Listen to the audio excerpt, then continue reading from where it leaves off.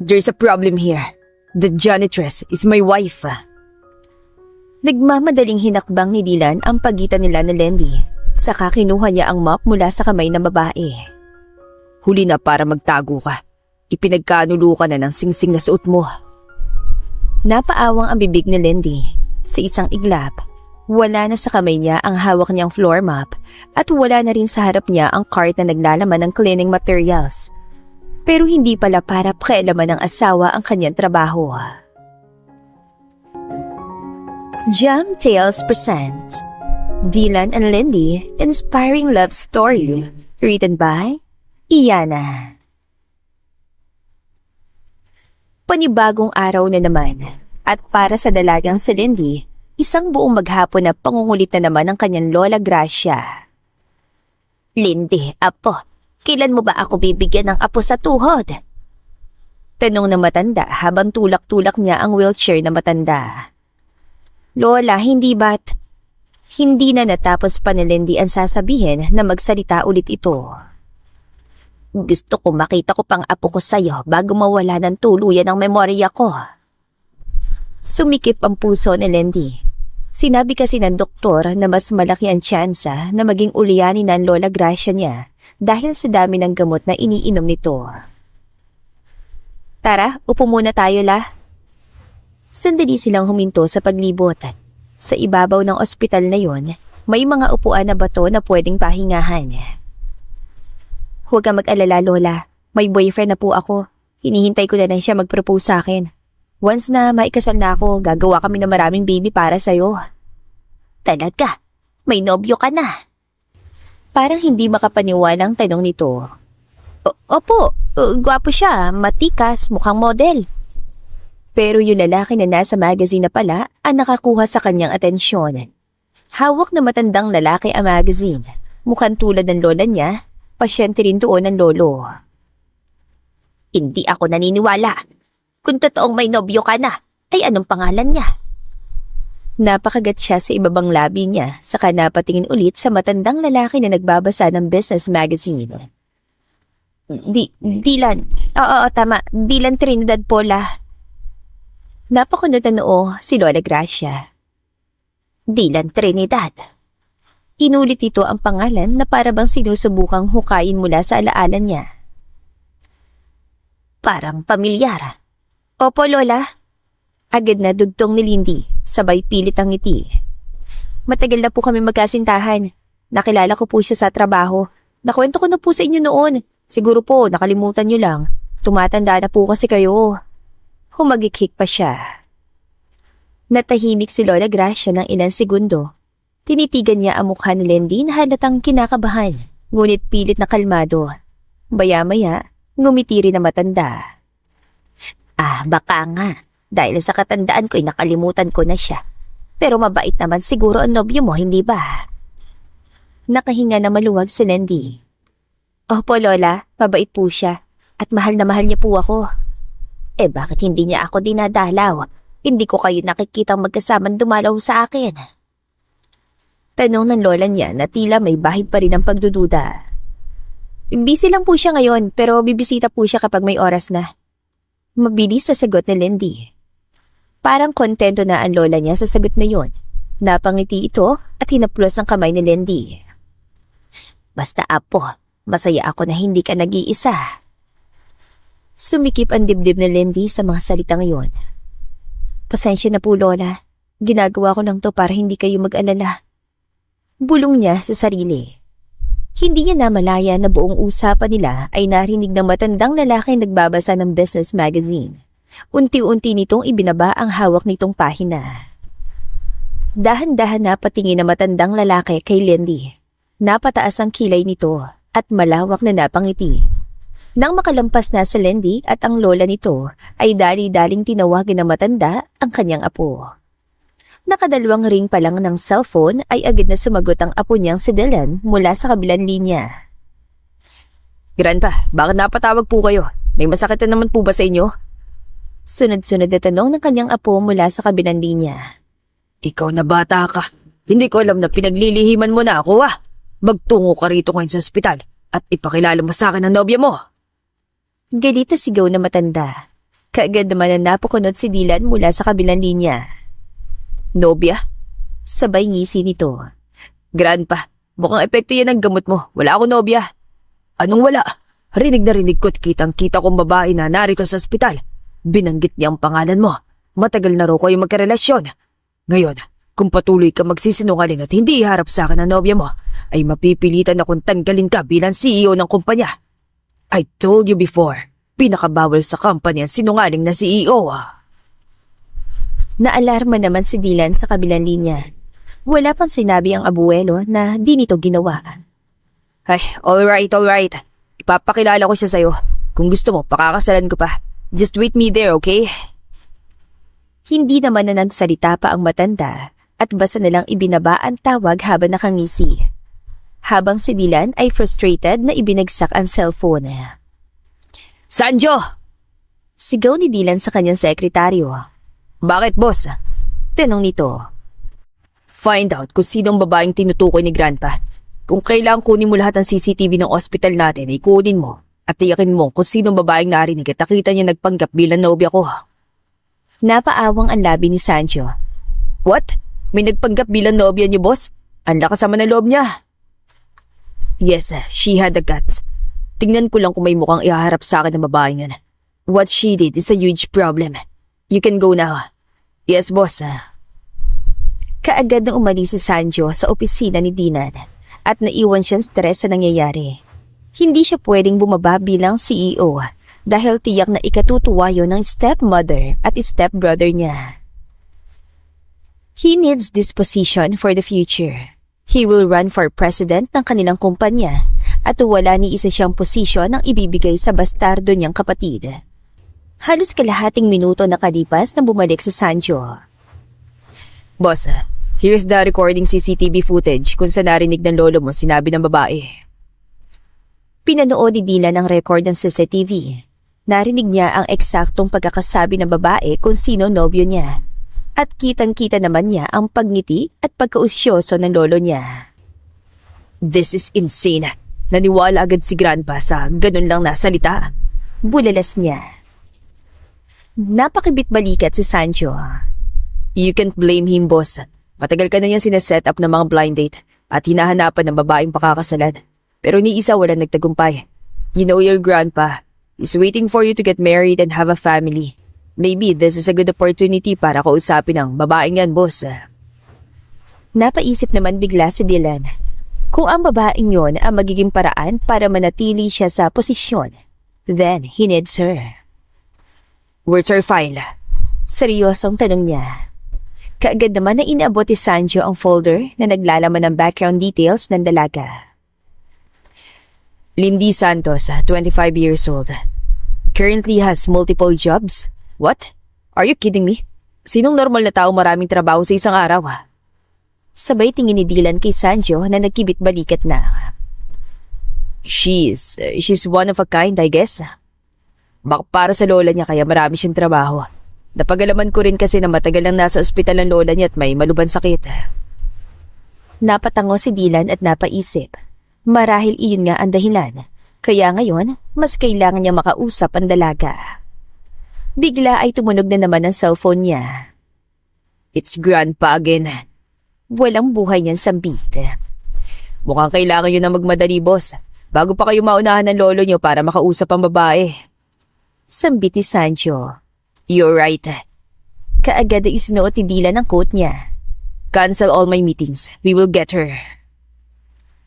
Hindi na nag-aksaya pa ng oras si Dylan at agad na sumakay ng kotse patungo sa ospital. Nang makarating siya doon, ay agad siya nakilala ng mga nurses at doctors. Sir Dylan, nandito po ba kayo para bisitahin ng lolo niyo? He's doing well. Nasa room 105 po siya. Sambit ang nurse na nasa front desk. Kaagad nang ngumiti si Dylan. Yes, I'm here to visit him. Pero may isa pa akong kaibigan na gustong bisitahin eh.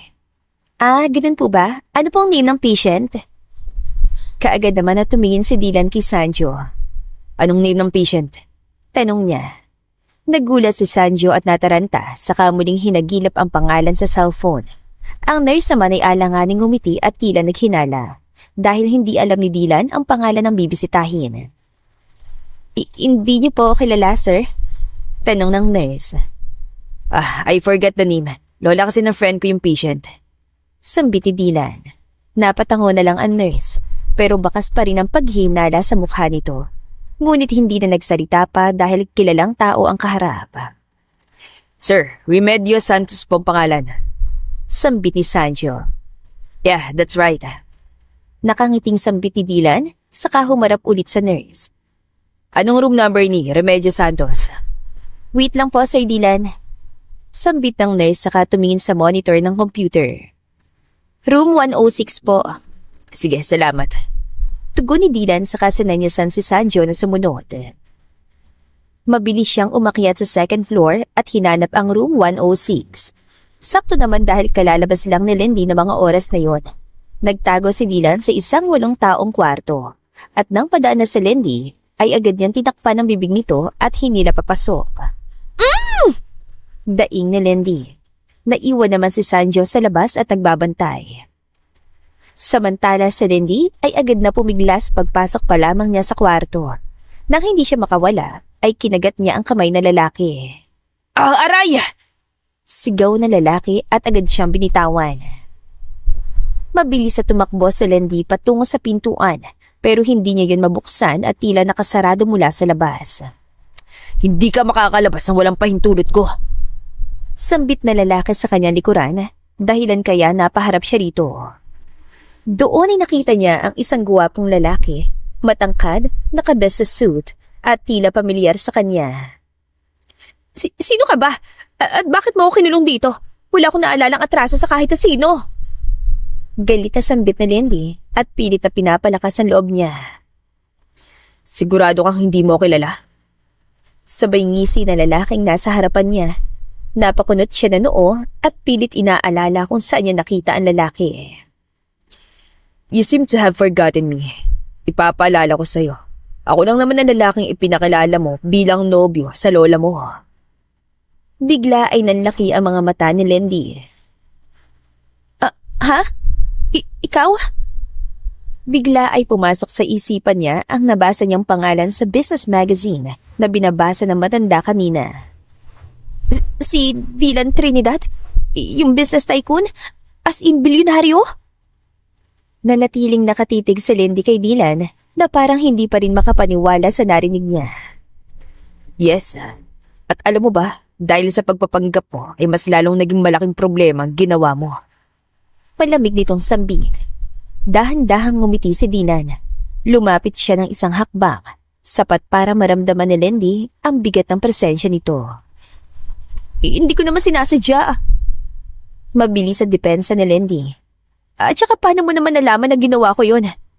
I have my ways, Lindy Santos. Alam mo rin ang pangalan ko? Kinakabahang tanong ni Lindy. Well, I have meant to investigate you. Sorry na, okay? Kailangan ko lang namang paniwalain ng lola ko. Kasinungalingan pa rin yun. Putol ni Dylan.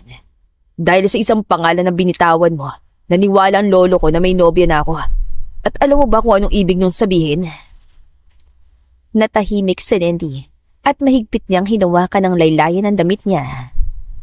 Simula ngayon, ay aasahan niyang ipakilala kita. Aasahan niyang may kasal na magaganap. At inaasahan niyang bubuo na ako ng pamilya. Pagpapatuloy ni Dylan, napailing si Lindy. Kung ganoon, hihingi po ako ng tawad. Pwede naman po nating ipaliwanag sa kanya. Hindi. Mariing sagot ni Dylan. Hindi pwedeng malaman ng lolo ko na nagsinungaling ka. Napakunot ang noon niya. Bakit naman? Maganda nga yun na sabihin ko ng totoo para hindi na lumaki pa ang problema. Just like your lola. May sakit din ang lolo ko. He shouldn't be stressed. Sagot ni Dylan. At isa pa, nakadepende ang posisyon ko bilang CEO sa tiwala ng lolo ko. At hindi ko haya na mawala sa akin ang lahat dahil lang sa ginawa mo. Saglit na katahimikan ang namagitan sa kanilang dalawa. Napapaisip si Lindy kung bakit ba kasi pangalan pa nito ang ginamit niya. Full name pa ang binigkas niya. Anong gusto mo gawin ko? Sa wakas ay mahinang tanong ni Lindy. Tumitig si Dylan sa kanya na seryoso, ngunit may bahagyang pag-aalinlangan sa mga mata. Magpakasal tayo. Parang tumigil ang mundo ni Lindy at nanlaki ang mga mata niya habang nakatingin kay Dylan. Ha?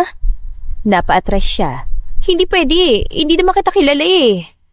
It's just a contract. Mabilis sa paliwanag ni Dylan. Kinuha nito ang folder at inilapag sa mesa. 3 years contract. Magpapakasal tayo ng sikreto. Walang media and no fancy wedding. Walang public appearances maliban kung kailangan. Tanging ang lolo ko at lola mo lang ang makakaalam. Nanlaki ang mga mata ni Lindy. 3 taon? Yes. After 3 years, maghihiwalay tayo. We will get an annulment. It's on me. Wala kang po problemahin kahit sa pera. Napaupo si Lindy sa gilid ng kama dahil parang nawala ng lakas sa mga tuhod niya. At ako? Ano makukuha ko? Lahat ng gastusin sa pagpapagamot ng lola mo. Diretsong sagot ni Dylan. Isang bahay, monthly allowance, at siguradong hindi ka na kailanman magtatrabaho ng 6 na trabaho sa isang araw. Namutla si Lindy dahil lahat ng sinabi nito ay pabor, lahat, at kailangan niya. Hindi kita pipilitin. Dagdag pa nito. Pero isipin mo rin na lola mo. Gusto niya makita ka masaya, kahit sa huling alaala niya. Just like my grandpa. Naalala ni Lindy ang malawak ng ngiti ng lola niya kanina. Ang mahigpit na hawak sa kanyang kamay. Unti-unti ay tumulo ang luha niya, pero agad niya rin itong pinunasan.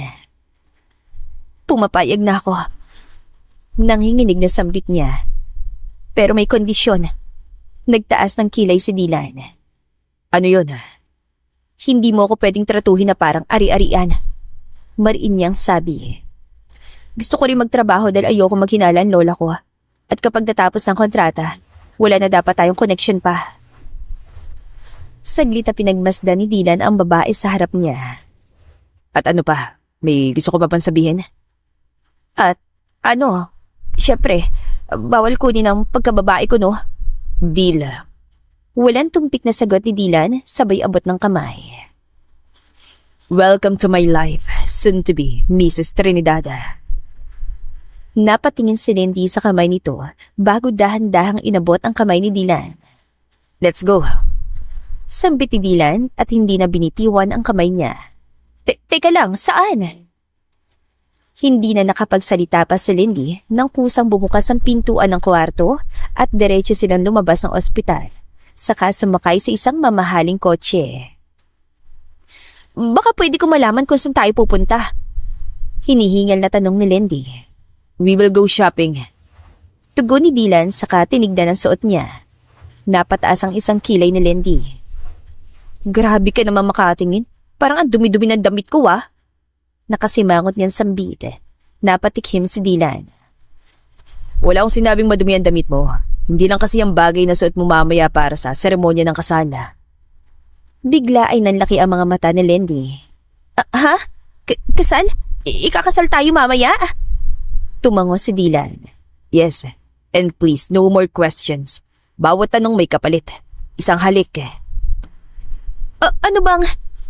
Hindi na naituloy ni Lindy ang sasabihin niya dahil inilapit ni Dylan ang mukha nito sa kanya. One more word. Banta ni Dylan. Umaktong ziniper ni Lindy ang labi niya. Saka lumayo ng kaunti kay Dylan. Umupo na rin ito na maayos at saka pumikit. Baliw na bilyonaryo. Bulong na lamang ni Lindy. Ilang minuto lang nakalipas at humintong sinasakyan nilang kotse sa isang kilalang mall sa syudad. Kaagad na bumukas ang pinto at unang bumaba si Dylan. Sumunod si Lindy, bahagyang nagulat sa dami ng nakaabang na security sa paligid. Bakit ang daming gwardya? Tanong niya habang nakamasid sa paligid. Hindi pa nakakasagot si Dylan nang lumapit ang head of security. Sir Dylan, ready na po kami i-clear ang buong mall. Napalingon si Lindy kay Dylan at nanlaki ang mga mata. I-clear? Anong ibig niya sabihin? Tumango si Dylan. Papaalisin lahat ng tao para walang istorbo habang namimili tayo. Ha? Gulat niyang reaksyon. Hindi, wag! Mabilis niyang tutol sa kahinawakan ng braso nito. Napatingin si Dylan sa kamay niya nakahawak dito at saka sa mukha niya. Mas magiging mabilis tayo makapamili kung walang sagabal. Hindi ako mamimili sa isang mall na parang VIP ako. Mariin yan sagot. Gusto kong mamili na parang normal na tao. Ang gusto ko yung may kasabay. Bahagyang kumunatan noon ni Dylan. You're my soon-to-be wife now. Security risk yun. Pero hindi ako sanay sa ganitong treatment. Diretsong sagot na Lindy. Tumahimik ang paligid. Maging ang mga guard ay nag-alinlangan tumingin kay Dylan. Dahil sa unang pagkakataon ay may taong hindi agad sumusunod sa kanya. Huminga na lamang ng malalim si Dylan. Iniangat niya ang kamay para senyasan ng mga tauhan. Stand down. Utos niya. No clearing. Nagulat ang lahat. Sir Dylan, are you sure? Alanganing tanong ng security head. Let people shop. Ulit niya. I'll take responsibility. Lumingon siya kay Lindy. But you stay close to me. Napangiti si Lindy. Yes, sir. Pumasok sila sa mall na kasabay ng mga tao. May mga batang tumatakbo, may magkasingtahang nagtatawanan, may nagmamadaling empleyado. Ganito ang gusto ko. Sambit ni Lindy sa isip. Una silang pumasok sa isang high-end boutique. This one. Sabay turo ni Dylan sa isang white elegant dress. Suotin mo. Kaagad na tinignan ni Lindy ang halata ng dress at nanlaki ang mga mata niya. 40,000? Ang mahal naman! Humina ang boses niya na mapansin ng sales lady ng boutique. Baka pwedeng sa Divisoria na lang tayo mamili. Bulong niya. I can afford everything in this store, so please cooperate kahit ngayon lang. Malumanay na sambit ni Dylan. Looking for something specific, ma'am, sir? Tanong ng sales lady. Naghahanap kami ng white elegant dress. Sambit ni Lindy. Tama-tama, ma'am. Mayroon kami niyan. This way po. Saka siya inalalayan patungo sa loob. Tumango na lamang si Dylan at naupo sa sofa habang hinihintay si Lindy. Ilang minuto nakalipas at bumukas ang kortina ng fitting room. Sa unang hakbang pa lang ni Lindy palabas, biglang tumigil si Dylan sa kinaupuan niya. Suot ni Lindy ang simpleng puting dress. Medyo mahaba hanggang tuhod at bahagyang yumayakap ito sa hubog ng katawan niya. Napahinto ang hininga ni Dylan. Sa dami ng babaeng nakita niya, mga modelo, mga artista, mga babaeng bihasa sa damit at papuri, ay wala ni isa ang nakapagpatigil sa kanya ng ganito. It just her. Okay lang ba? Alanganing tanong ni Lindy na bahagyang hinihila pababa ang laylay ng dress. Parang masyadong bongga eh. Hindi agad nakasagot si Dylan dahil sobrang layo ni Lindy kaysa kanina. Maayos ng postura nito, ang buhok at may light makeup na. Tumayo si Dylan mula sa sofa at dahan-dahan lumapit. Bagay sa'yo. Malumanay at seryoso nitong sambit. Sobra. Parang ginawa talaga para sa'yo lang. Nagulat si Lindy sa sinabi ni Dylan at ramdam niyang medyo uminit ang kanyang pisngi. Salamat. Mahina niyang tugon. Let's go. Hinihintay na tayo ng magkakasal sa atin. Sambit ni Dylan at hinawakan nito ang kamay niya at hinila palabas ng butik. Teka, hindi pa tayo nagbabayad. I own that place. I don't think I need to pay. Napaawang na lang ang labi ng Lindy at hindi na nagsalita pa. Nang sumakay sila ng kotse ay dumiretso na ito sa City Hall. Halos walang naging aberya o traffic kaya nakarating agad sila doon. Ready ka na? Tanong ni Dylan habang inaayos ang necktie nito. Napalingon si Lindy sa kanya.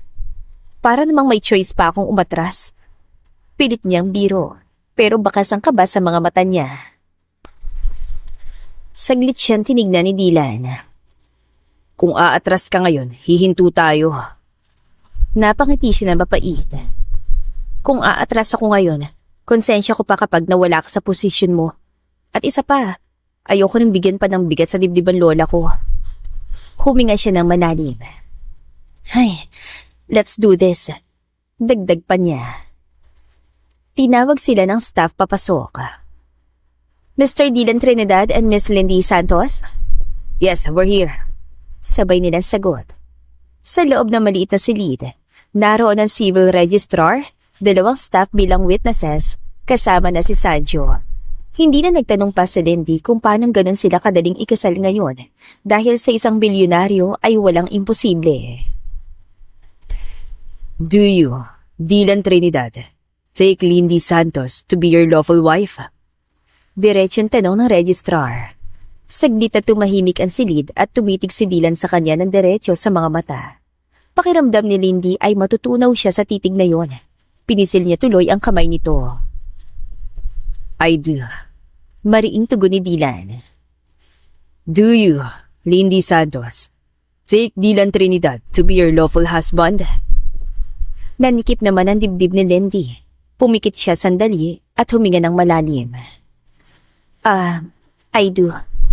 Mahina ngunit malinaw niyang sagot. Matapos sila magsalita, ay inabot sa kanila ang marriage contract. Nang hawakan ni Lindy ang ballpen, bahagyang nanginig ang kamay niya. Tinignan niya muli si Dylan at gumiti lamang ito ng bahagya. Halos sabay nilang pinirmahan ang marriage contract. Pagkatapos ay muling humarap sa isa't isa. By the authority vested in me by the Republic of the Philippines, you are now husband and wife. Anunsyo na mayor. Nagpalakpakan ng mga staff, kabilang na si Sanjo. Hindi naman na siguro kailangan ng kiss, no? Tanong na Lindy. Bakit? Gusto mo ba? Tanong naman ni Dylan. Kaagad niyang hinampas ang braso ni Dylan. Asa ka? Ayoko nga kasi hindi pa ako nakapag-toothbrush. Bigla ay tinakpan ni Lindy ang bibig niya, saka nahihiyan tumingin sa mga taong naroon. Pilit na hindi matawa ang mga staff, lalo na si Sanjo. Halos malubog sa kinatatayuan si Lindy dahil sa kahihiyan. Samantala si Dylan naman ay yumuko ng bahagya at lumapit sa tenga niya. Don't worry, kahit hindi ka pa nakapag-toothbrush, I don't mind. Looks like your lips are sweet naman eh. Pangaasar ni Dylan dahilan kaya lalo siya nahiya. Diyan ka lang ha, magsisiyar lang ako. Tinawag siya ni Dylan pero hindi na siya lumingon. Nagkunwari siya na naiihina. Pagkalabas ang munisipyo ay tinampal niya ang kanyang noo. Ano ka ba naman, Lindy? Nakakahiya ka. Parang sinabi mo na rin ako nakapag-toothbrush ka hahalikan mo na talaga siya. Parang batang reklamo niya. Bigla ay tumunog ang cellphone niya. Kaagad niyang kinuha yon sa shoulder bag na suot at nakita niyang tumatawag si Sarah, ang matalik niyang kaibigan. Hello, Bestie? Napatawag ka? Tanong niya nang sagutin niya ang tawag. Bestie, hiring dito sa kumpanya na pinapasukan ko. Pero as janitress okay lang ba sa'yo? Tugon ni Sarah mula sa kabilang linya. Ay oo, okay lang sa akin. Text mo sa akin ang requirements at details ha. Pupunta agad ako bukas sa bukas. Excited yan sambit. Okay, sige. Pasensya na, Bestie ha. Ito lang kaya ko maitulong sa ngayon Tila malungkot at sambit ni Sarah dahil alam din ito ang pinagdadaanan niya. Ay sus, okay lang yun, Bestie. Malaking tulong na rin to para sa akin. Sige, wait for my call na lang ulit ha. Kapag natanggap ka, strike ka na agad. Salamat, Bestie. Tinapos na ni Lindy ang tawag at napapitlag siyang bigla na marinig ang boses si Dylan. Sino yung kausap mo? Tanong nito. Kaibigan ko. Hiring sa hotel na pinapasukan niya at mag-apply ako. Tugon ni Lindy.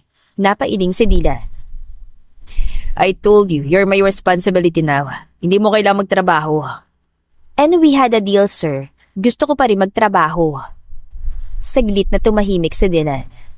Don't call me sir from now on. Call me by my name or create a call sign para mas maniwala si Grandpa.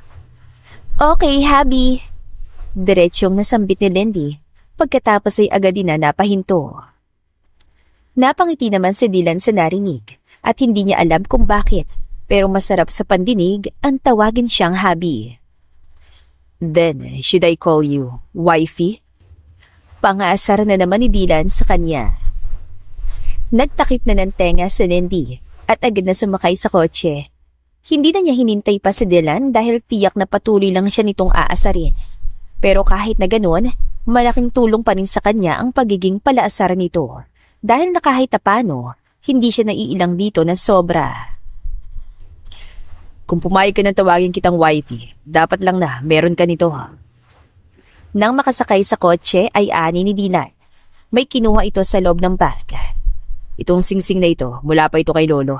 Ibigay ko raw sa mapapangasawa ko. Nakalimutan ko kanina. Hindi tumanggi si Lindy nang isuot yon ng lalaki sa kanyang daliri. Ang ganda.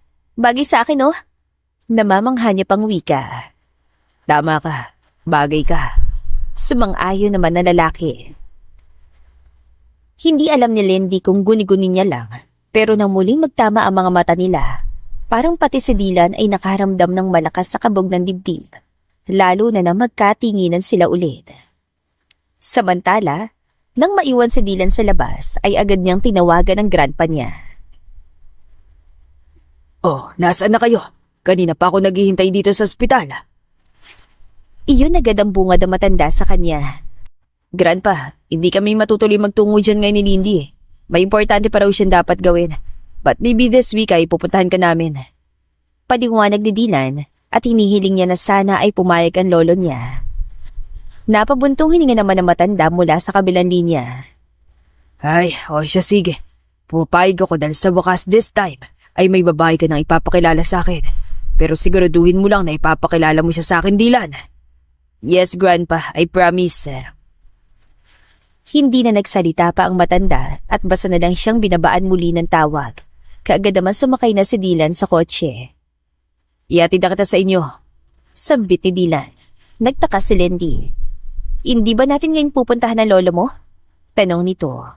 Hindi na muna. You need to learn more about me. Ipapadala ko ang files kay Sancho. At isa pa, kailangan mo na rin magpahinga. You look tired. Napatingin naman si Lindy sa salamin ng kotse. Bakas na nga ang eyebag sa mukha niya.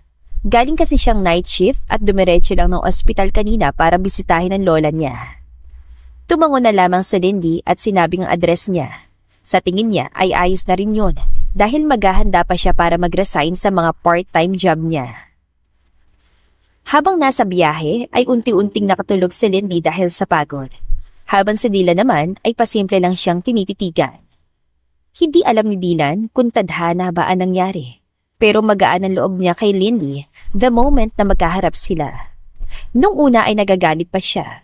But when he saw her, it's like magic na parang wala itong ginawang mali. At hinihiling niya na sana ay maging maganda ang relasyon nila hanggang dulo. Sir, narito na po tayo. Sambit ni Sanjo nang huminto ang kotse. Naalimpungatan naman si Lindy sa boses si Sanjo at hindi niya namalayan na nakatulog pala siya. Nailang tuloy si Dylan dahil kamunti ka na siyang mahuli ni Lindy. Maraming salamat sa paghatid sa akin, sambit ni Lindy. You're welcome. I have your contact number, kaya i-update lang kita kung kailan tayo ulit magmi-meet. Utal na sambit ni Dylan.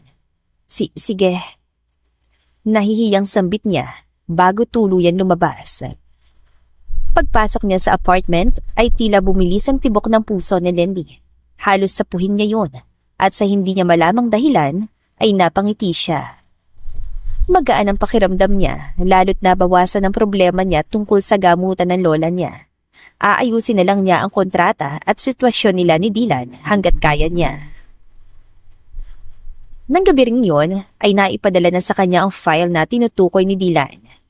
Halos 1 linggo na nakalipas at 1 linggo niya na rin yung kinabisado kasabay sa paghihintay ng tawag habang hinihintay ang tawag mula kay Sarah para sa trabahong inaalok nito. At ngayong araw ang pinakahihintay niya. Suot niya ang simpleng blouse at slacks. Huminto ang jeep sa harap ng isang high-end hotel at agad siyang bumaba at pumasok sa loob. Sa lobby ng Gentry Hotel, sinalubong siya ng kaibigang si Sarah. Nakangiti at halatang nagmamadali. Buti at dumating ka agad. Bulong nito. Pasensya ka na ha, kung ito lang posisyong available sa ngayon. Pero don't worry, complete benefits naman dito. Ngumiti si Lindy. Salamat Sarah, alam mo naman kahit anong trabaho ipapatusin ko. Hindi na sila dumaan pa sa HR. Kinuha na lamang ng supervisor ang mga requirements niya. Mabilis sa sinilip ang mga papeles saka tumango. Okay na to. Complete requirements ka naman eh. Pwede ka na mag-start ngayon. Malamig ngunit diretso nitong sambit. Halos mapaluha sa tuwa si Lindy. Hindi na nag-aksaya ng oras at agad siyang dinala sa maliit na locker room sa likod ng hotel. Si Sarah naman ay nakangiti ng umalis upang magtrabaho na rin. Magpalit ka na ng uniform. After that, ipapakilala kita sa area mo. Dagdag pa ng supervisor bago umalis. Tahimik lang sa locker room ng mga oras na yon. Hinawakan ni Lindy ang kulay abong uniforme ng janitress. Simple lang at walang arte. Pero para sa kanya, ay simbolo yon ng panibagong simula. Huminga siya ng malalim bago nagpalit. Okay lang to. Bulong niya sa sarili. Marangal na trabaho to. At isa pa, ayoko talagang umasa kay Dylan. Sambit niya sa isip. Paglabas niya, sinalubong siya ng isang mas nakatatandang janitress. Maamo ang mukha nito at halatang mabait. Ako nga pala si Mercy. Aling Mercy naman ang tawag nila sa akin dito. Pakilala nito. Huwag kang kabahan. Madali lang dito basta masipag ka. Ngumiti si Lindy. Ako naman po si Lindy. Salamat po. Inabot sa kanya ang isang cart, may map, timba, basahan at ilang bote ng panlinis. Itinuro sa kanya ang unang area, ang hallway papunta sa function rooms. Habang naglilinis siya, pilit niyang itinataboy ang hiya. May mga taong dumaraan, mga naka-formal, mga bisitang halatang mayayaman. Ramdam niya ang bigat ng tingin ng ilan, pero mas pinili niya mag-focus sa ginagawa.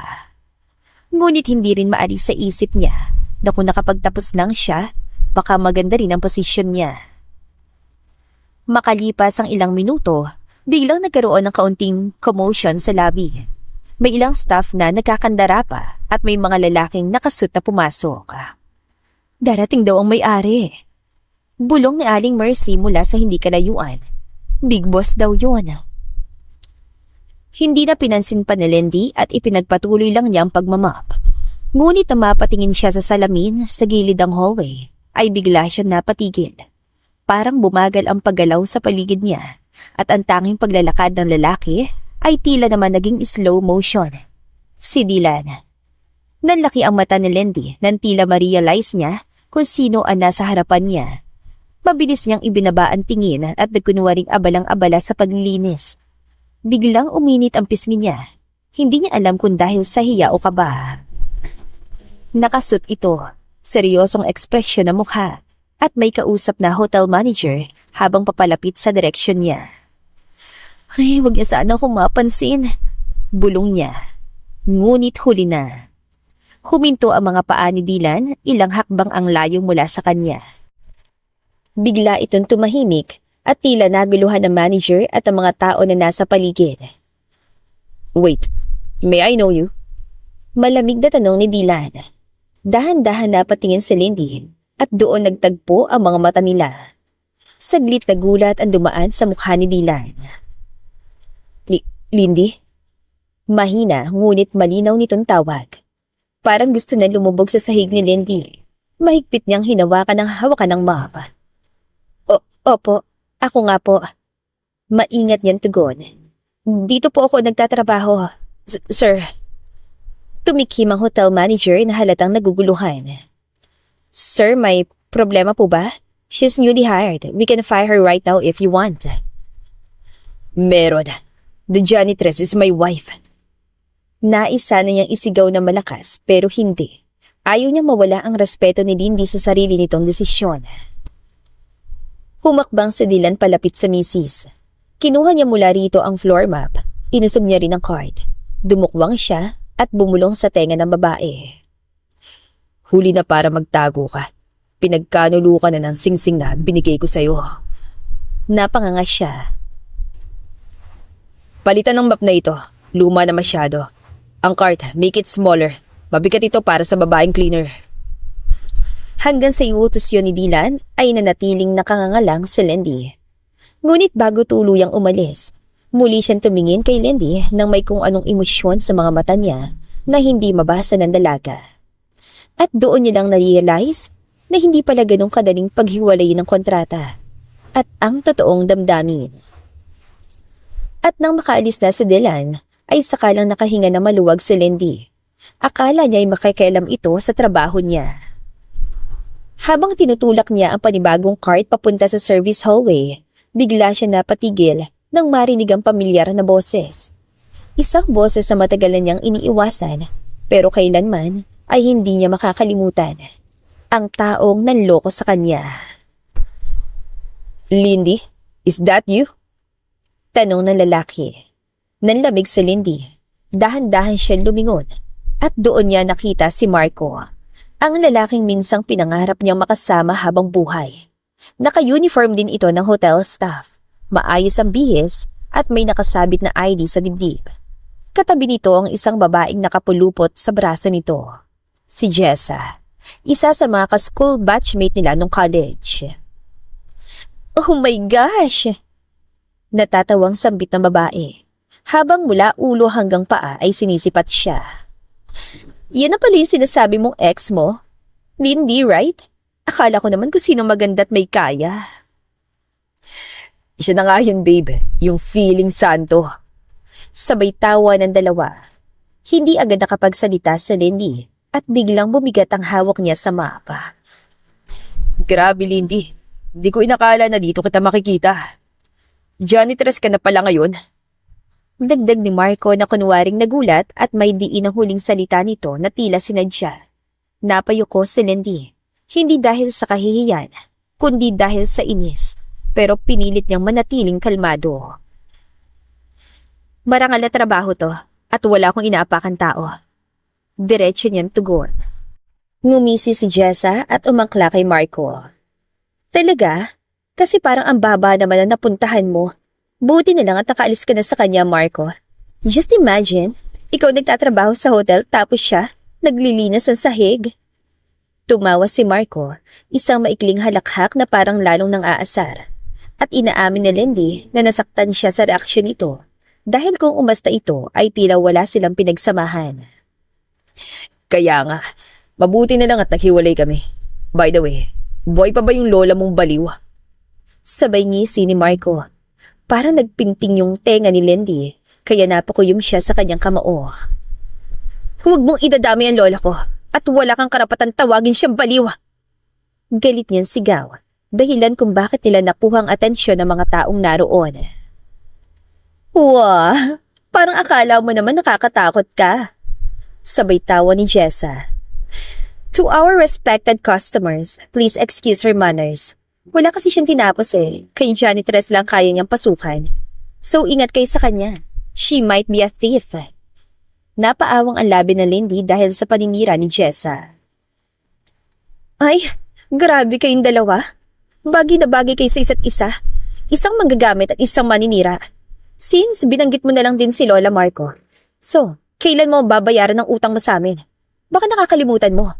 Pensyon ni Lola ang ipinambayad sa tuition mo. Alam mo, thankful na nga lang ako na makakalimutin na siya. At least, hindi ka na niya naaalala. Bigla ay nagbulungan ng mga tao at sumama ang tingin ng mga tao kay Marco. Wait, is that true? Tanong ni Jessa kay Marco. Hindi totoo. Nauutal na sambit ni Marco habang umiiling. Nagsisinungaling lang siya. Sana nga nagsisinungaling lang ako. Kaso, may record ako ng lahat ng conversation natin. Sabay pakita ni Lindy sa kanyang cellphone. Dali-dali namang kinuha ni Marco ang cellphone niya saka hinagi sa lapag. Dahilan ng pagkalasog-lasog nito at nabasag. Nababaliw ka na ba? Sigaw ni Lindy, saka pinulot ang kanyang cellphone. Then, you don't have proof anymore. Mahinang sambit ni Marco. Mukhang hanggang dyan ka na lang talaga, Lindy. Nanikip ang lalamunan ng dalaga. Saglit siya na tahimik at hindi dahil wala siyang isasagot, kundi dahil ayaw niyang ibaba ang sarili niya sa level nila. At isa pa, ang isip niya ay natuon na sa cellphone niyang sira. Matagal na sa kanya yon at pinaghirapan ang pinambili. Huminga siya ng malalim saka muling tumingala. Kung hanggang dito man ako ngayon, hindi ibig sabihin na dito na ako habang buhay. At kahit anong suot ko, hindi nun mababago kung sino ako bilang tao. Hindi katulad niyo. Maayos nga ang damit niyo pero sinusunog naman ang kaluluwa niyo sa impyerno. Sandaling natahimik ang dalawa. Ngunit bago pa makapagsalita muli si Marco, may malamig at autoridad na boses na biglang sumiki. Is there a problem here? Lumingon silang lahat. Nakatayo si Dylan, ilang hakbang ang layo. Seryoso ang mukha, matalim ang tingin. Hindi niya tinignan si Lindy agad. Sa halip, direkta ang titig niya kina Marco at Jessa. During working hours here you are. Malamig na tanong ni Dylan sa dalawa. You know that I don't tolerate staff who waste time humiliating others, especially on my property. Nanlaki ang mata ni Marco. Sir Dylan, ano kasi? Sir, ang bagong janitress na yan ang nauna. Paano hindi pa nakaka-move on dito sa boyfriend ko? Napatiimbagang si Dylan. Is that so? Tumangwa si Jessa. Si Lindy naman, nanatili lang na nakatitig sa nasira niyang cellphone. Sanjo, investigate and bring her the record of CCTV footage para malaman natin ang totoo. Mariing utos si Dylan. Yes, sir. Sambit ni Sanjo at dali-daling umalis. Nanlamig naman bigla si Marco. Teka lang, Sir Dylan. Bakit kailangan pa po ng CCTV? Hindi po ba kayo naniniwala sa amin? Regular employee niyo na po kami ni Jessa. Si Lindy, baguhan lang. Takot itong sambit. Regular employee or baguhan, magdidesisyon pa rin ako kung sinong tama at mali sa yung dalawa. And who are you to question my decision? Natameme ang lalaki. Ilan sandali lang at dala na ni Sanjo ang tablet na may record ng CCTV. Doon ay nakita at napanood ng iba kung sino nauna. What are you saying again? She's the one who macked you first? Tanong ni Dylan kay Marco. Sir, pasensya na po. Save it. Malamig na putol ni Dylan. Hindi ka dapat sa akin mag-sorry. Dahan-dahang inalalayan ni Dylan sa Lindy para makatayo. Sorry, Lindy. Nakayukon sambit ni Marco. And ikaw, Miss Jessa? Sir Dylan, bakit ako magsasorry? Wala naman akong ginagawa sa kanya. Then we will file a case for spreading rumors about her. Pananakot ni Dylan. Fine. Sorry, Lindy. Sabay irap nito. From now on, ayoko na mauulit to. Now, go back to your respected areas. Utos si Dylan. Wala nagawa ang dalawa kundi tumango at mabilis na umalis. Bakas ang inis at kahihiyan sa mga mukha. Nagsialisa na rin ang mga taong nakikichismis lang dahil sa takot kay Dylan. Nang sila na lamang ang natira, saka pa lamang tumingin si Dylan kay Lindy. One word from you, tatanggalin ko sila agad sa trabaho. Mapagpasensyan sambit ni Dylan. Umiling si Lindy. Uwag na, hindi naman ako nasaktan. Well, not physically, pero ang cellphone ko. Nauupo sa napaupo sa sahig ang dalaga. Segundo lang, naramdaman niya nakaangat na siya mula sa sahig. Hoy, ba't mo ba ako binuhat? Ibaba mo nga ako! Reklamo ni Lindy kay Dylan. Huwag ka na malungkot, bibilang kita ng cellphone kahit 10 pa. Hindi naman yon. Natigilan ang dalaga. Paglingon kasi niya sa paligid, lahat ay halos ay nakatingin na sa kanila. Ano? Dylan, akala ko ba secret lang ang kasal natin? Not anymore. Ayoko pala na nakikitang nasasanay na masaktan ng asawa ko. Biglang uminit ang mukha ni Lindy. Pagpasok nila sa opisina, sinara ni Dylan ang pinto gamit ang paa niya bago siya tuluyan tumigil. Maingat siya nitong ibinaba sa sofa. Umupo naman na maayos si Lindy sa kapilit na inayos ang uniform niya at ang magulong buhok. Pagbalik ni Dylan ay may daladala na itong first aid kit at inilapag sa mesa bago marahan lumapit kay Lindy. Stay still. Mahina ngunit may awtoridad itong sambit. Ayos lang ako. Pilit na sagot ni Lindy. Pero na makita niya ang seryosong tingin ni Dylan ay wala na siya nagawa kundi sumunod. Nanatili siya nakaupo sa sofa. Hawak pa rin ang bahagyang duguan daliri. Hindi naman na nagsalita pa si Dylan. Maingat niyang kinuha ang kamay ni Lindy na para bang takot siya masaktan pa ito. Maliit lang naman yung sugat. Bulong ni Lindy. Maliit nga lang pero nasaktan ka pa rin. Sagot ni Dylan habang dahan-dahang nililinis ang sugat gamit ang bulak na may antiseptic. Napangiwi si Lindy ng bahagya. Masakit ba? Tanong ni Dylan at agad na huminto ang kamay. Umiling si Lindy. Hindi gaano dahil sanay naman ako. Biglang tumigil si Dylan. Dahan-dahan siyang tumingala at tumitig sa mukha ni Lindy. Hindi ka dapat masanay na masaktan. Seryosong sambit ito. Parang may kung anong bumigat sa dibdib ni Lindy. Hindi siya sumagot at sa halip, tinitigan na lang niya ang mga kamay ni Dylan kung gaano ito kaingat maglinis na para bang takot itong masaktan siya. Matapos linisin ang sugat, ay kinuha naman ni Dylan ng band-aid Maingat niya itong idinikit sa daliri ni Lindy. Okay na. Sambit niya. Pero hindi pa rin ito binibitiwan ng kamay niya. Nagtagpo ang mga mata nila. Dylan, mahinang tawag ni Lindy. Salamat. Sa wakas ay tumayo si Dylan at kinuha ang cellphone. I will assign a different schedule for you. Same position, same work. But mas ligtas. Umiling si Lindy.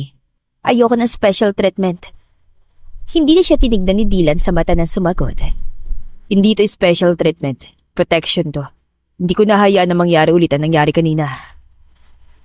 Saglit na nagtagpo ang mga mata nila at si Lindy na agad ang naunang umiwas bago patuluyan siyang mahipnotismo ng mga mata ni Dylan. Lindy. Tawag ulit ni Dylan. Bakit? You're still my wife kahit na may kontrata tayo. That's why you're my responsibility. Kaya kung may manakit ulit sa'yo, sabi mo sa akin. Saglit na natahimik si Lindy bago bahagyang umiti. Hindi ka ba masyadong invested para sa isang contract husband? Pabiro niyan tanong, pero halatang may halong kaba. Hindi ngumiti si Dylan. Maybe. Sagot niya. This is what I feel when it comes to you. At ayokong baliwalain yun. Biglang bumilis ang tibok ng puso ni Lindy. Binitawan na ni Dylan ang kamay niya tumayo. Magpahinga ka muna. Ihatid kita mamaya. Dagdag pa ni Dylan na siyang initian at tinanguan na lang ni Lindy. Habang palabas si Dylan ng opisina, napatingin si Lindy sa daliri niyang may band-aid. Naisip niya na kung magpapatuloy si Dylan na ganito kaalaga sa kanya, ay baka mahirapan siyang iwan ito sa huli. Habang malalim naman ang iniisip niya, ay biglang tumunog ang cellphone ni Lindy. Pagtingin niya ay pangalan ng ospital ang nasa screen. Biglang bumilis ang tibok ng puso niya, ngunit agad niya ring sinagot ang tawag. Hello po? Sagot niya sa tawag. Apo, ako ito ang lola mo. Mahina ngunit masayang boses ang narinig niya. Bumisita dito si Dylan kanina. Nanlaki ang mata ni Lindy at napatingin sa pinto ang nilabasan ni Dylan kanina. Ano po? Gulat niyang tanong. Oo. Masiglang sagot ng matanda. Abay ang pagkapogi pala ng asawa mo. Mabait pa. Sabi niya aalagaan ka raw niya. Napatitig si Lindy kay Dylan na ngayon ay nakikita niya sa labas habang kausap si Sancho. Sa unang pagkakataon, hindi niya alam kung alin ang mas nakakatakot. Ang 3 taong kontrata o ang hindi niya mapigilan na humanga o umibig sa binata. Nang ibinaba na ni Lindy ang tawag, ay agad na siya lumabas ng opisina at nagpaalam kay Dylan na babalik na siya sa trabaho. Tumango naman ito at sinamahan siya ni Sancho sa bagong posisyon niya. At nang maiwan si Dylan sa opisina, he was puzzled how Lindy's patience and attitude is different from others. Lahat ng babaeng nakilala niya, mapalapit lang sa kanya, ay gagawin ng lahat maipakalat lang kung ano ang nangyari. Para lang may mapag-usapan o di kaya ay makakuha ng pabor sa ibang tao. But Lindy, she's different. Humanga siya sa ugali nitong hindi dumidepende sa kanya. At the same time, ay para naman naiinis siya dahil hindi ba siya nito kayang ipagmalaki bilang asawa? Or is he just being unreasonable? Simula ng araw na yon, ay mabilis na kumalat ang nangyari kay Lindy at sa pagtulong ni Dylan sa kanya. Wala naman naghinala at gumawa ng issue dahil sa takot na matanggal dahil nagpaalala si Sanjo sa mga empleyadong nakakita.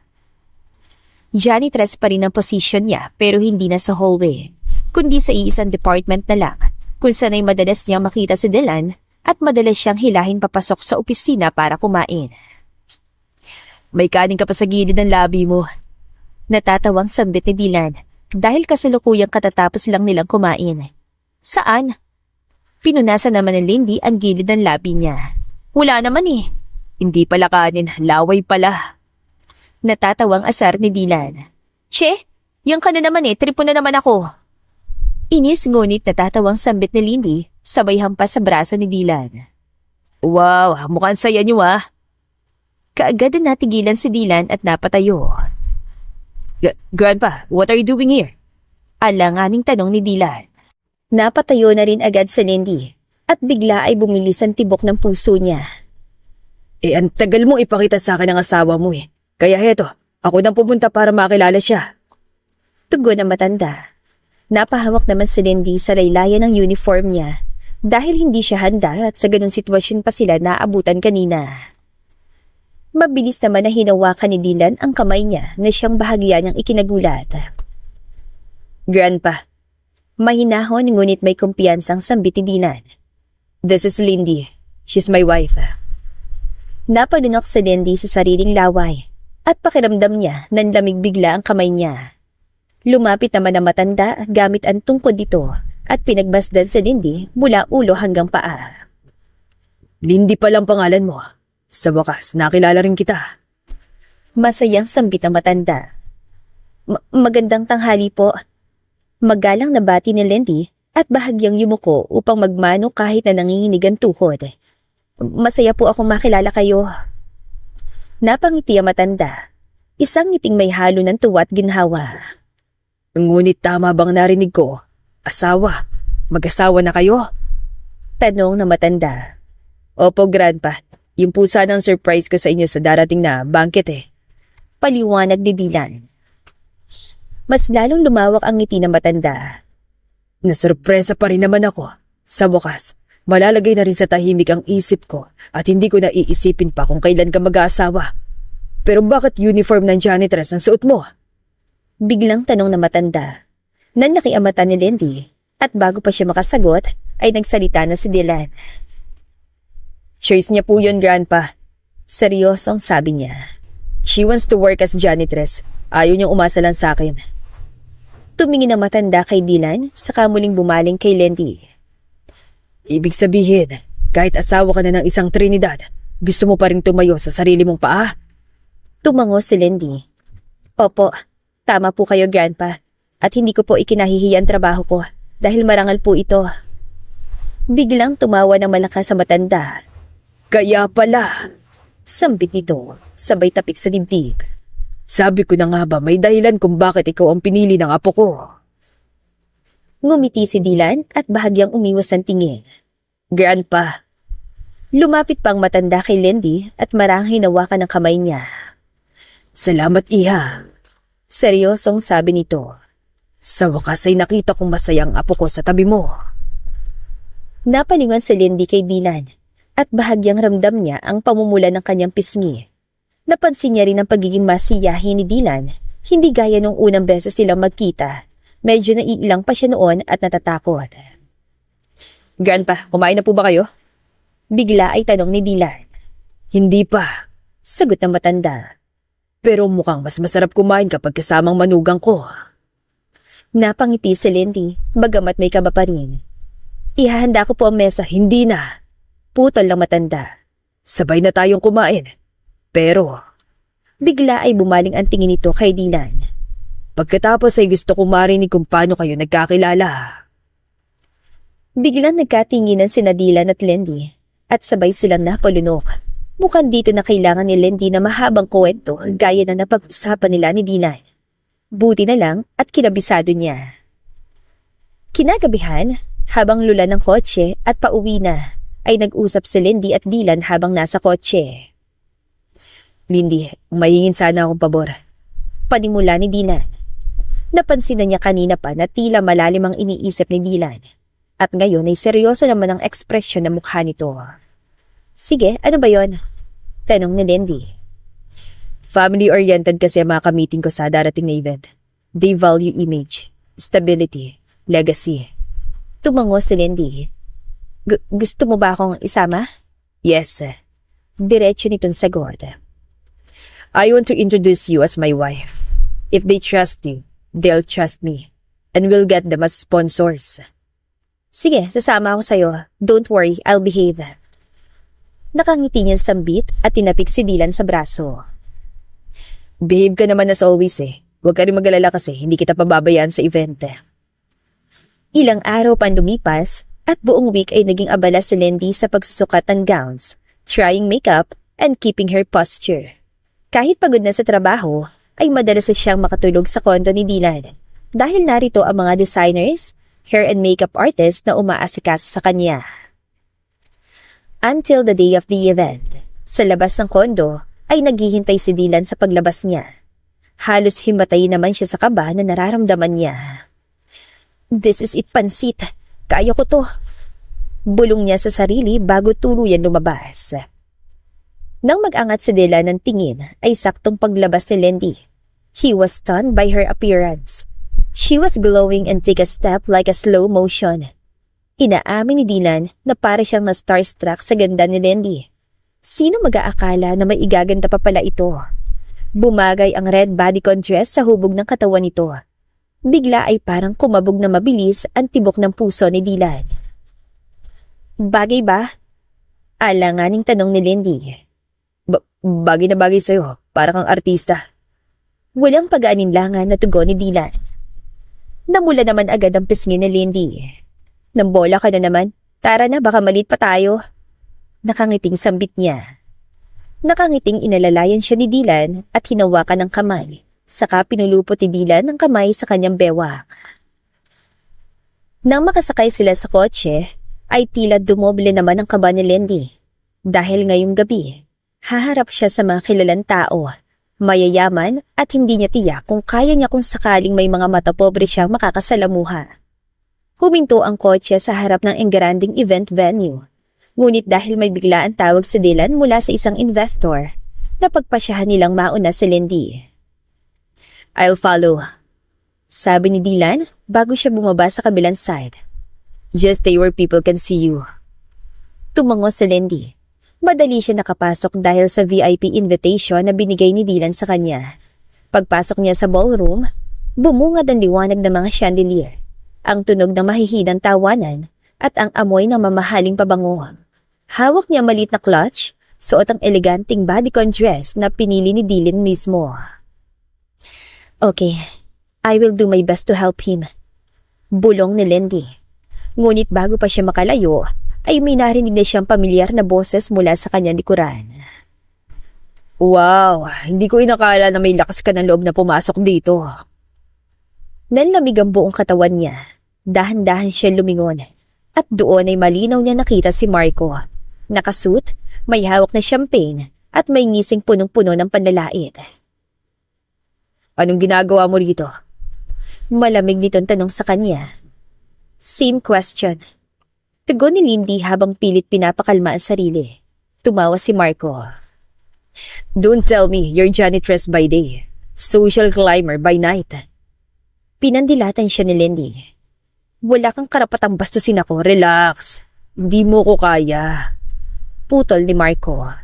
Nandito ako dahil sa nobya ko. Sabay dating ni Jessa sa tabi nito. She's connected with someone na nasa high society. Ngumiti si Jessa. Kasin ako ng isa sa mga Aragon heiress. Parang may bumagsak sa dibdib ni Lindy dahil sa kayabangan ng dalawa. Hindi niya alam kung bakit nagsasayang pa siya ng oras para harapin ang mga dalawa. Gayong wala naman itong ambag sa buhay niya. You know what? I will just ignore you two na lang kasi parang kulang kayo sa pansin. Pwes, huwag kayo sa akin magpapansin. Diretso niyang tugon at akmang tatalikod na sana, pero biglang may babae nagsalita. Oh, Marco and Jessa, nandito pala kayo. Isang malamig pero elegante na boses ang sumingit. Lumingon silang lahat sa nagsalita at nakita ni Lindy ang isang babaeng papalapit. Matangkad ito, maputi, balingkinita ng katawan, ngunit medyo revealing ang suot na gown. She knows her. Isa itong modelo. Si Kira Aragon. Sis! Kaagad na batin Jessa sa babae. What are you doing here? Bakit hindi pa kayo kumuha ng drinks nyo? Tanong ni Kira. Napangisi naman agad si Marco. Mukha kasing meron nakapasok na hindi naman yata imbitado dito. Sabay tingin ito sa kanya. Napakagat sa ibabang labis si Lindy. Mukhang wala yata talagang balak si Marco na tigilan siya.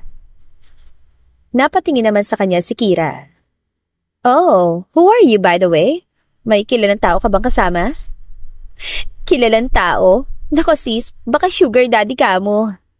Sabay malakas sa tawa ni Jessa. Yeah, that's what I also think. O baka naman nagkamali lang yung guard na pinapasok siya. Dagdag pa ni Marco. Halos mapakuyom ng kamao si Lindy. Gustong-gusto niya ng patulan ng dalawa, ngunit pinipigilan niya lang ang sarili niya. dahil ayaw niyang gumawa ng gulo lalo't kasama niya si Dylan. Not now that they're for the investors. Alam niyo, sinasayang niyo lang oras niyo sa akin. I'm just nobody. And yet you managed to mock me. So ako na lang aalis. Mukha kasi hindi niyo kayang mapahiya. Diretsa niyang tugon. Tatalikod na sana siya pero agad napansin ni Kira ang suot niyang bracelet. Wait, that bracelet? Where did you get that? Kudot noon tanong ni Kira. Napahinto naman si Lindy at saka tinignan ang tinutukoy nito. Hinawakan niya ang suot niyang bracelet at inalala kung paano ito ibinigay ng grandpa ni Dylan. It was a gift at palatandaan na parte na siya ng pamilyang Trinidad.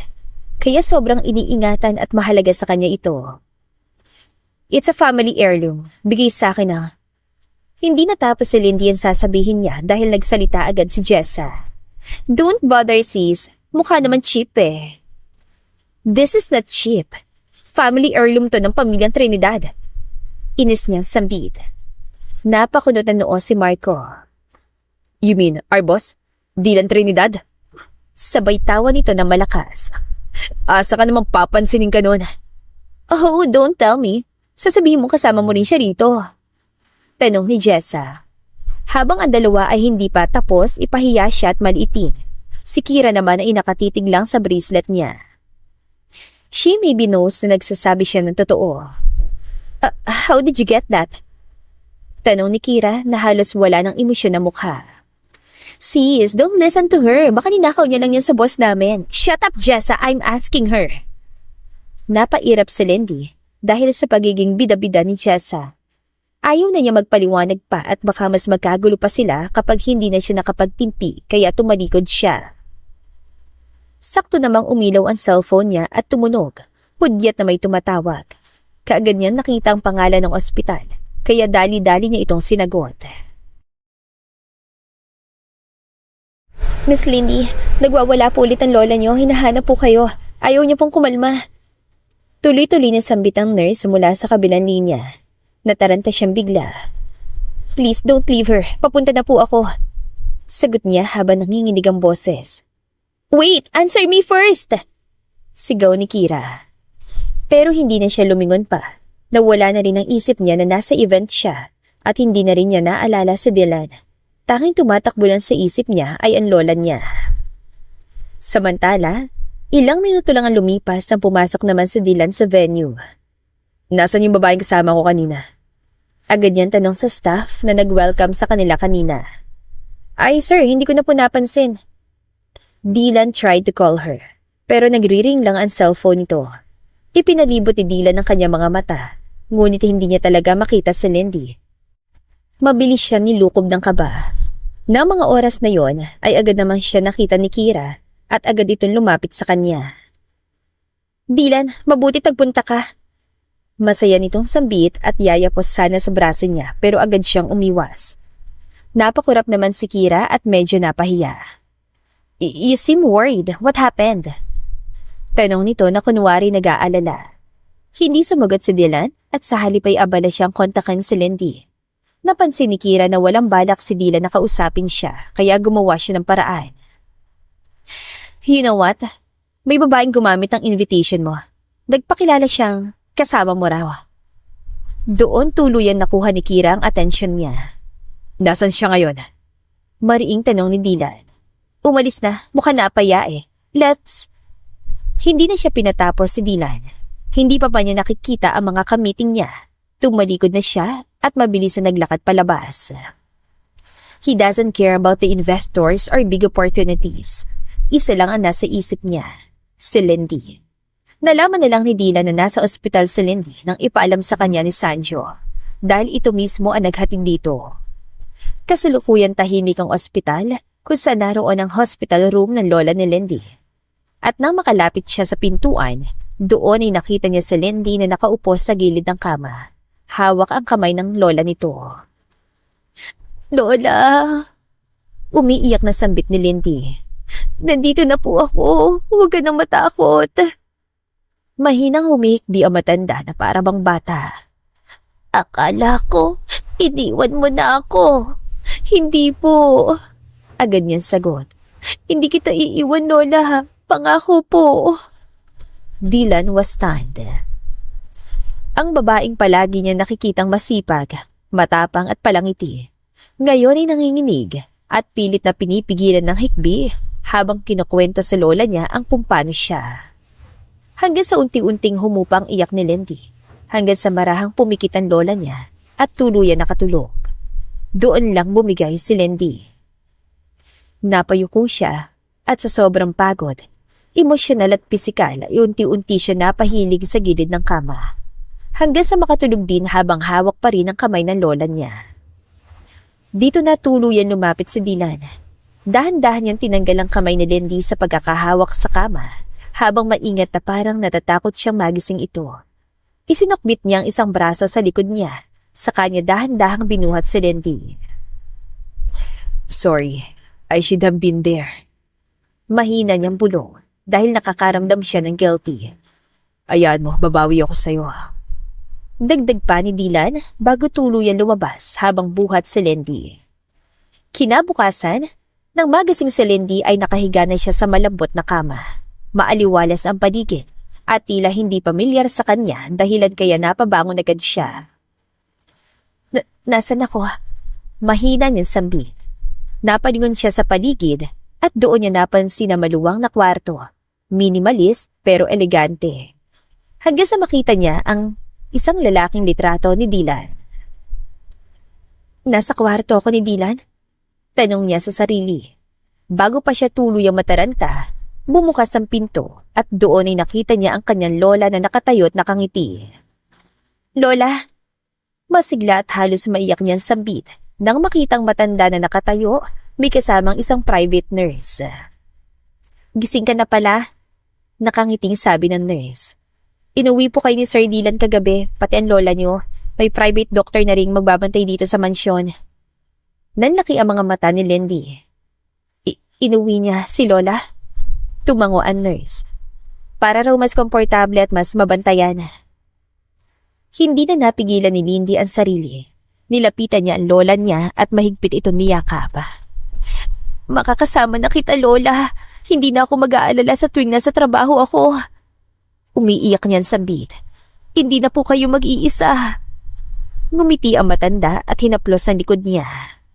Mabuti ang asawa mo. Mahina nitong sabi.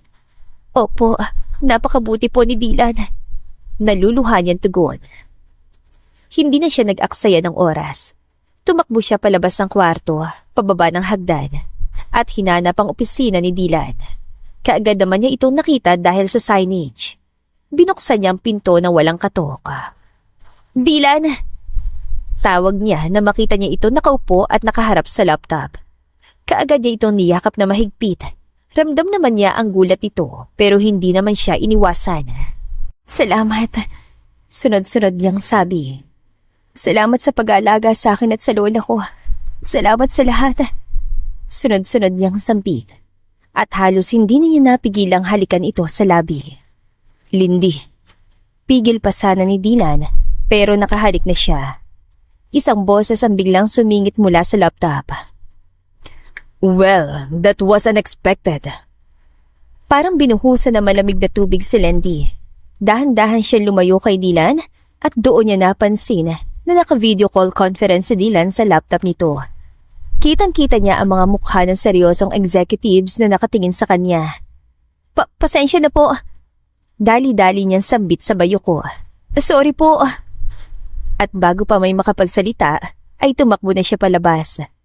Ilan segundong katahimikan ang namayani bago nagtawa ng lahat at nagpalakpakan. Interesting wife you have there, Dylan. Hindi napigilan ni Dylan na mapangiti. Yes, she is. Proud niyang tugon. So, if you excuse me, mukhang hindi na ako makakabalik pa sa meeting. Nagtawa na ng lahat at muling nagpalakpakan. Congratulations, Dylan Trinidad. You really had a sweet wife. Sambit ng isa sa conference meeting. Tuluyan ang nagpaalam pa si Dylan at nag-left na sa video call. Saka pinatay ang laptop. Sobrang lawak ng ngiti niya dahil sa biglang ginawang pagyakap at halik sa kanya ni Lindy. Hindi niya talaga yun inaasahan. Pagbalik ni Lindy sa kwarto ay halos lamunin siya ng hiya. Napaupo siya sa gilid ng kama habang yakap ang unan. Gusto ko nalang maglaho na parang bula. Bulong niya sa sarili.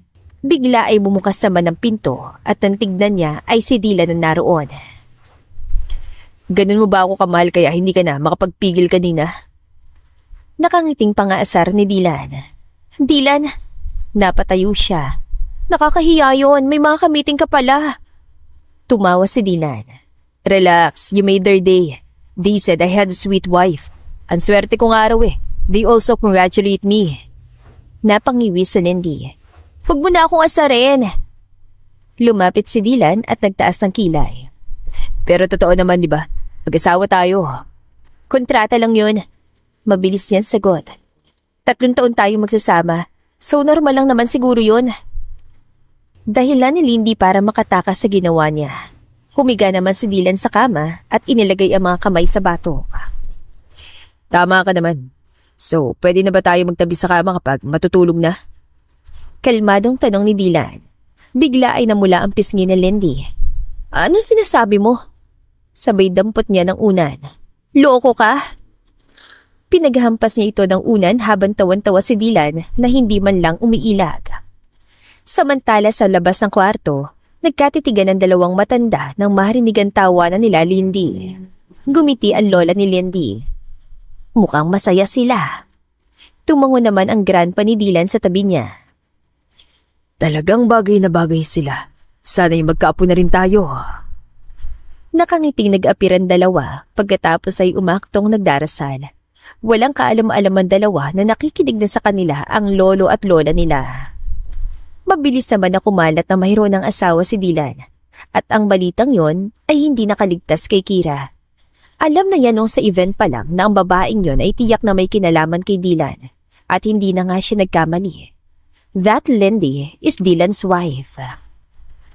Napakuyom siya ng kamao at agad na pinatawag si Jessa at Marco. I need your help. Gusto kong parusahan ng umagos sa pagmamay-ari ko. Sambit ni Kira kay Jessa at Marco. Nagkatingin na naman ang 2 at tila hindi gusto ang nasa isip ni Kira. Ano bang gagawin? Kinakabahang tanong ni Marco. Since she's working here at the hotel, I want to frame her. Gusto kong palabasin na sumasideline siya bilang bayarang babae. Na sa gayon, malaman niyang hindi siya nababagay kay Dylan. Diretsong sambit ni Kira. Hindi ba tayo mapapahamak sa plano mo? Hindi kasi birong kaaway si Sir Dylan eh. Takot na sambit ni Jessa. Natatakot ba kayo? Galit na tanong ni Kira. Baka nakakalimutan niyo. Milyon pang utang niyo sa akin. Kaya kapag nagawa niyo to, bayad na kayo sa akin. Inilabas si Kira ang isang sachet na matte puting powder. Jessa, ilagay mo to sa drinks niya. At ikaw, Marco, once na umepekto ng gamot at dalhin mo siya rito. At dito sa kwartong to, mangyayari lahat ng plano ko. Nagkatinginan ng 2 at napilitan tumango sa kakinuha ang sachet. Kahit kabado ay wala na silang magawa, kundi sundin ang gusto ni Kira. Pero sa loob ni Marco ay sobrang labag yun sa kalooban niya. Oo, masama ang ugali niya. Inaamin niya pero hindi niya kayang gawin ng ganong bagay. Ang ipahamak sa Lindy sa ganong paraan. Samantala, hindi na nag-aksaya si Jessa ng oras at agad na inilagay ang gamot sa tumbler ni Lindy na inilalagay sa cafeteria ng hotel. Pagkatapos noon ay saktong break time na. Kitang-kita niya kung paano kunin ni Lindy ang tumbler at uminom ng tubig. Bahagya pa ito nagtaka sa lasa pero agad din na binaliwala. Nang mga oras na yon ay agad nang umalis si Jessa. Takot kasi ang nangunguna sa kanya. Bahala na si Marco sa buhay niya. Bulong ni Jessa. Mabilis naman ang umepekto ang gamot kay Lindy. Habang naglalakad siya patungo sa elevator para puntahan si Dylan, ay napapansin niyang nagdadalawang paningin niya at tila lumalambot ang tuhod niya. Hanggang sa unti-unti siya nawala ng malay at nararamdaman na lang niyang may sumalo sa kanya. It was Marco. Nang mga oras na yon ay nanginginig siya sa takot. Hindi dahil kay Kira, kundi dahil nakokonsensya siya sa gagawin niya. Naging mabuti sa kanya si Lindy nung sila pa. Sadyang siya lang naman ang barubal ang ugali. Sinumulan na niyang alalayan si Lindy papasok sa elevator. At nang makarating sa 11th floor, ay dumiretso siya sa opisina ni Dylan. Oo, opisina ni Dylan, dahil hindi niya kaya mapahamak si Lindy sa kamay ni Kira. Sir Dylan. Tawag niya habang kumakatok sa opisina nito.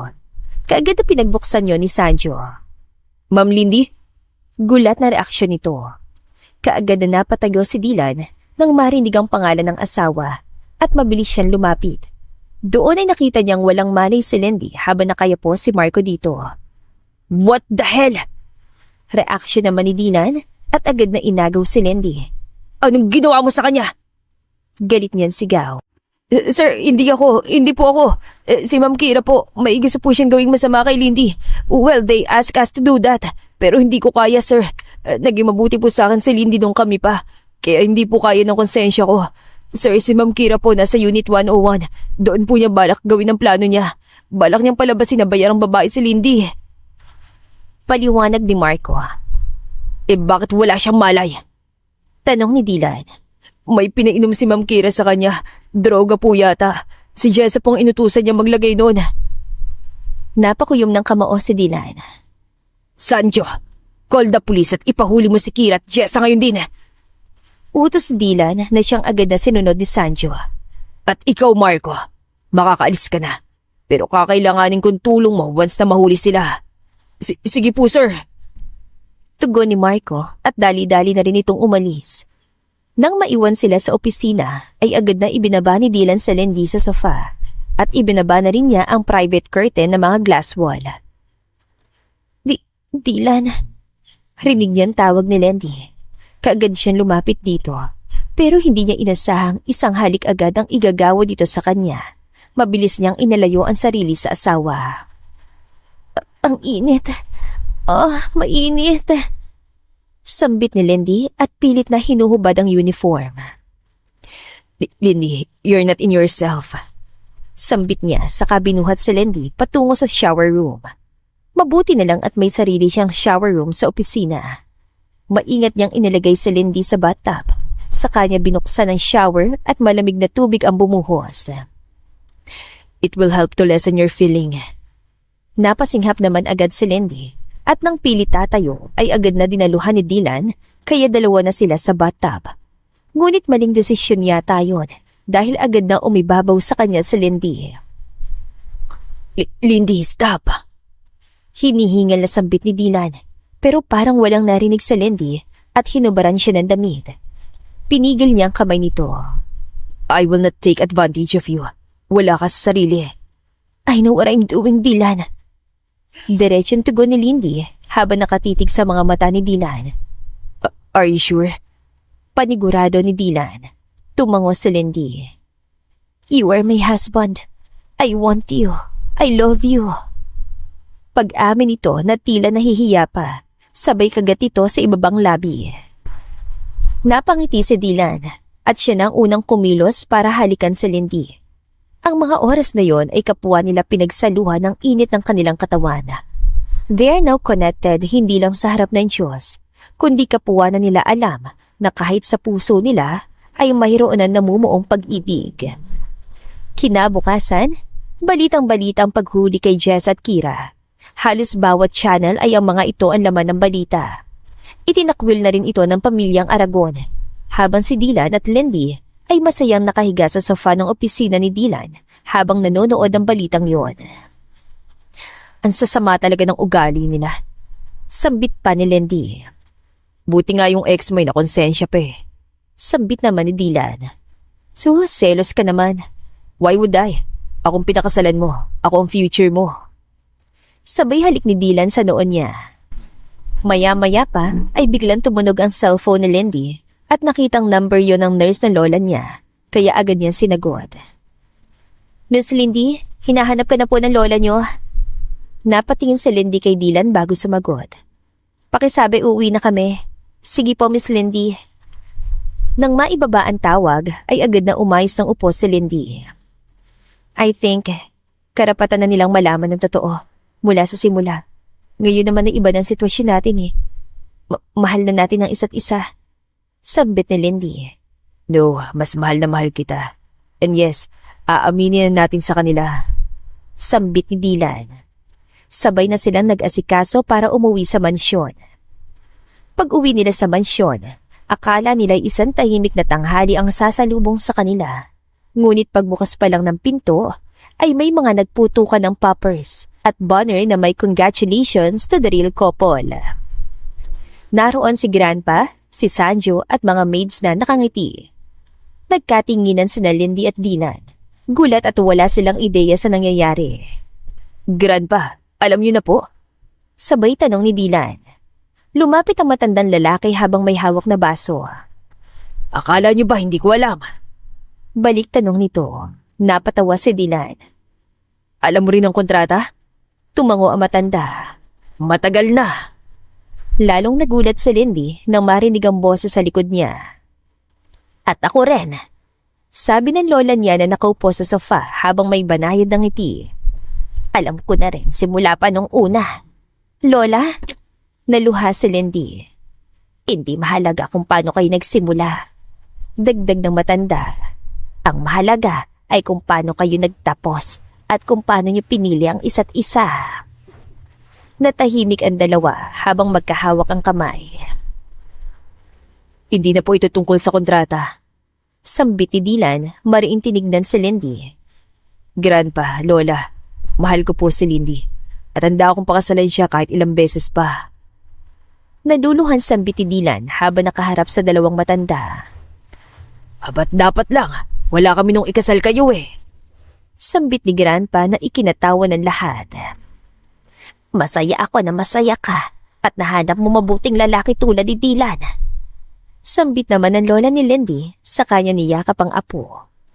Ngayon ay lumapit si Dylan at niyakap din ang kanyang grandpa.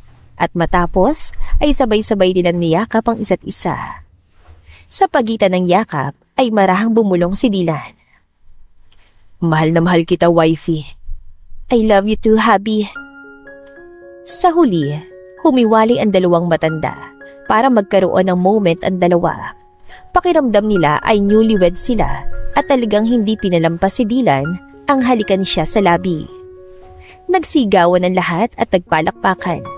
Ngayon ay kapwa na nila alam na hindi na ito tungkol sa kontrata at hindi na para itago pa nila nararamdaman para sa isa't isa. Patunay na pag-ibig ay hindi nabubuo sa kasinungalingan. Ngunit maaaring ang pagkakamaling nagawa ay siyang maging daan o tulay para makilala mo ang tamang tao. At kapag Diyos na ang kumilos para pag-isahin kayo, ang kontratang relasyon ay pwede palang maging totoo at tapat na pag-iibigan. At dito na po nagtatapos ang ating kwentong pag-ibig. Sana'y nagustuhan ninyo ang ating kwento. Pa-like, share, subscribe at mag-iwan na rin po kayo ng comment. Salamat! God bless at ingat!